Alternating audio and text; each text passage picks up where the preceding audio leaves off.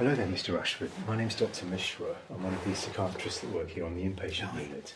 I've come to speak to you today about your son Brian. Yeah, Brian, I came in earlier, I looked at him, and I know he's just come in to change his antidepressants, but he's looking really physically unwell. Okay, What's yeah. going on? Yeah, no, I share your concerns, and that's why I wanted to speak to you today quite urgently. No, about thanks. it. So, I mean, what would help me is just sharing me your understanding as to why Brian's in hospital. You said that he was having a switch in his antidepressants. Yeah, I heard the consultant was saying he was on Prozac and it didn't seem to be very effective. Yes. So they're moving him on to a new one, which actually we pinned our hopes on it. Might be the right solution. Okay, yeah, that's absolutely correct. So he was on a medication called Prozac, and the plan was to switch him to this new medication, venlafaxine. Yes.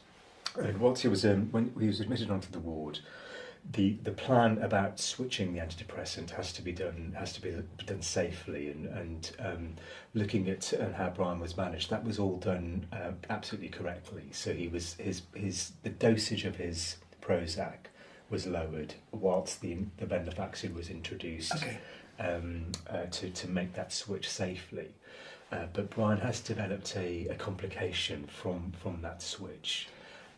So I can obviously explain what this complication is. Would you happen to know how antidepressants might work at all?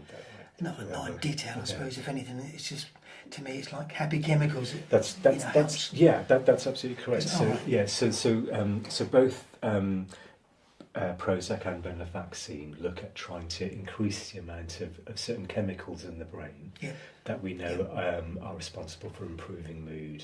And so on, and so don't worry about the name of the chemical, but one of the common chemicals is called serotonin.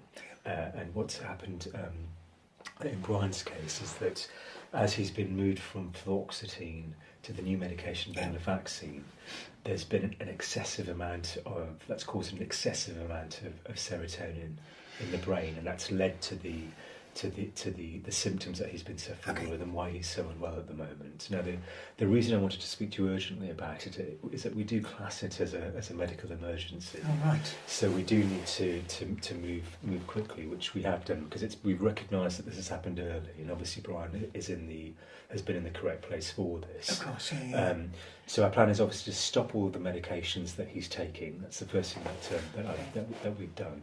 And that we're now arranging for him to be transferred over to the local medical ward, just so that he can have some further tests, just to ensure that there's nothing else obviously going on. So you'll have an X-ray of his chest, just a tracing of his heart, and then they will continue to monitor his heart rate, his blood pressure and temperature, and they can do that really because they have more facilities there to monitor his physical health. Yeah. So we've caught it early and stopped the medication, and what we know with this condition that as the levels of this chemical serotonin reduce in his system, the aim is that over the next 48 to 72 hours he will start to improve.